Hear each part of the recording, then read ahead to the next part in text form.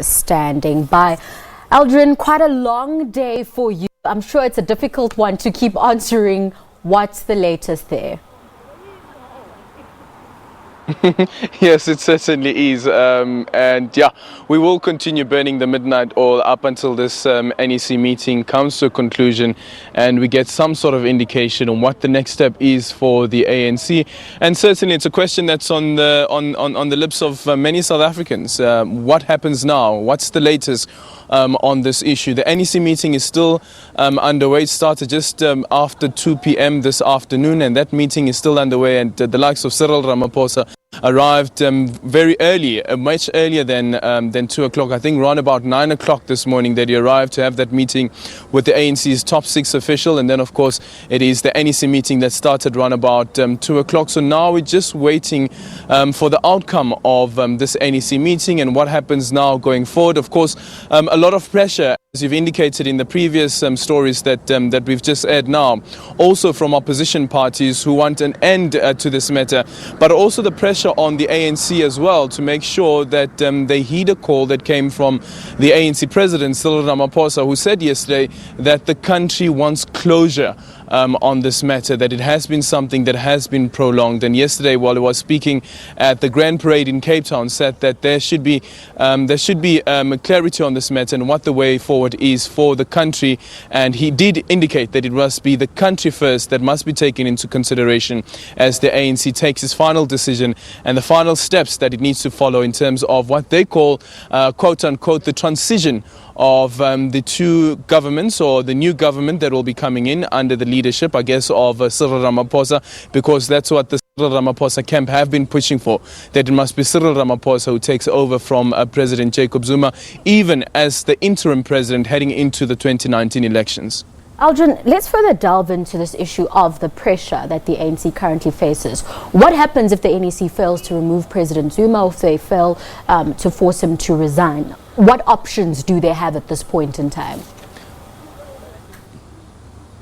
First of all, you'll have the opposition parties that will come out and that will say that it's quite clear that the ANC has proven yet again that although it says that nobody is bigger than the party, no party member is bigger than the ANC itself as an organization, President Jacob Zuma has proven otherwise. Because now we know as a matter of fact that the ANC doesn't want President Jacob Zuma to deliver the State of the Nation address, and that's the reason why 2 Sundays ago the top 6 officials met with President Jacob Zuma to ask him to hand in his resignation. Of course, he refused to do that, so it will be a dent for brand ANC in terms of who is bigger within the party. Is it the party or is it the individual? And that individual being President Jacob Zuma. And of course, the party will take a slam, as I've indicated earlier on as well, that it is Cyril Ramaphosa who said during that Grand Parade that the country wants closure on this matter. And that's the reason why we have this emergency NEC meeting was called after the previous one, which was scheduled for, it was scheduled last week Wednesday. That one was cancelled because of the quote-unquote fruitful and constructive meeting that was taking place between President Jacob Zuma. And I was saying earlier on as well to Peter that if that meeting was fruitful and constructive, we wouldn't find ourselves here, and the ANC wouldn't have had a need to call an urgent NEC meeting, because actually in the next 4 days, the 17th and the 18th, there is a normal scheduled NEC meeting that is supposed to have been taking place this coming Friday. But of course, there is a lot of pressure that the party is facing, and that's the reason why we have this meeting. And this meeting has been prolonging. It has been a marathon meeting since around about 2 o'clock that they've been locked in these talks and trying to find a solution about how they deal with this quote transition period. And you know, some people have been arguing that Cyril Ramaphosa has been saying that he doesn't want to humiliate the president, that the president shouldn't be humiliated, and this is now President Jacob Zuma shouldn't be humiliated. And I saw a tweet earlier on from an author, Zuma Welch, who said that while Cyril Ramaphosa has been the one who says that he doesn't want to humiliate President Jacob Zuma, in actual fact it seems that it is President Jacob Zuma now in turn who is humiliating Cyril Ramaphosa, because then you have the likes of analysts who are coming out and saying that Cyril Ramaphosa seems to be, quote, again, lame duck, or what or what Gwede Mantashe said on Saturday when he was speaking in Mpumalanga, where he said that analysts start putting too much pressure on Cyril Ramaphosa. And, you know, I hate to use this word, but this is the phrase that Gwede Mantashe used, some saying that Cyril Ramaphosa doesn't have, quote again, the balls to deal with this matter. Now, Aldrin, something I want us to touch on is this fruitful and constructive discussions that ANC President Cyril Ramaphosa says he had with President Jacob Zuma, but this is where we find ourselves now. Do you think that was a sense or coming from the side of the ANC giving the public some sense of hope, which is essentially false hope because this is where we find ourselves now? Mm-hmm. You know what? Just considering that about 2 months ago we were at the ANC's elective conference in December, and immediately after that elective conference there was pressure mounting to get rid of President Jacob Zuma as the president of the country. It does give a sense of urgency that the party wanted to deal with this matter and decide on President Jacob Zuma's fate. And that's why we're dealing with this matter even before the State of the Nation address is delivered. If you look back what happened in 2008, it was only about about 10 months later, after the ANC's elective conference, after President Jacob Zuma won in Polokwane and Thabo Mbeki lost, that the party finally came to the conclusion that President Thabo Mbeki must be removed as president of the country. But if you look back at the conditions at that time, back in 2008, one of the reasons that they used to remove Thabo Mbeki was because of the Nicholson judgment.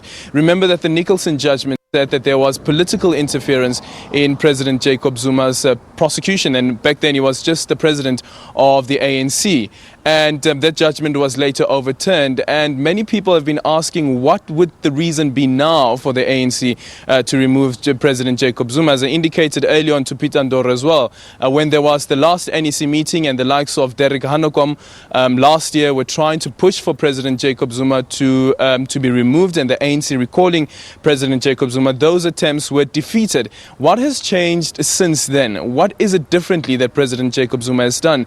And if you listen to the press briefing that was delivered by the opposition parties earlier on this afternoon, Julius Malema saying that the ANC has failed to come out and say that the reason that they want to remove President Jacob Zuma is because they believe that he is a liability and that he is corrupt. And of course, these are all allegations. These are things that are yet to be proven in a court of law. Another conundrum for the ANC as well is a conundrum that they faced back in 2009, just before the elections. You have a president in place who would be elected a president of the country, who is facing corruption charges. Right now, we found ourselves at the time and place where the NPA is considering whether to continue with the prosecution of President Jacob Zuma and looking through his representation. Does the ANC want a deployee of the party sitting in the highest office in the land with the possibility of facing a prosecution in this corruption charges that he faced dating back to 2005? Would the ANC want to go into the election with such a candidate sitting at the highest office in the land? Now, Aldrin, just finally, this may be a tricky one to answer considering this meeting is a closed door one, but 2 weeks ago we found ourselves in the same spot where we thought we were going to burn the midnight oil, and by around midnight get an announcement that the ANC NEC has come to a conclusion and they've either decided to recall President Zuma or he's been forced to resign. Does it look like we're going to get anything today, or is it a case of them having a meeting and then maybe an announcement in the next day or two?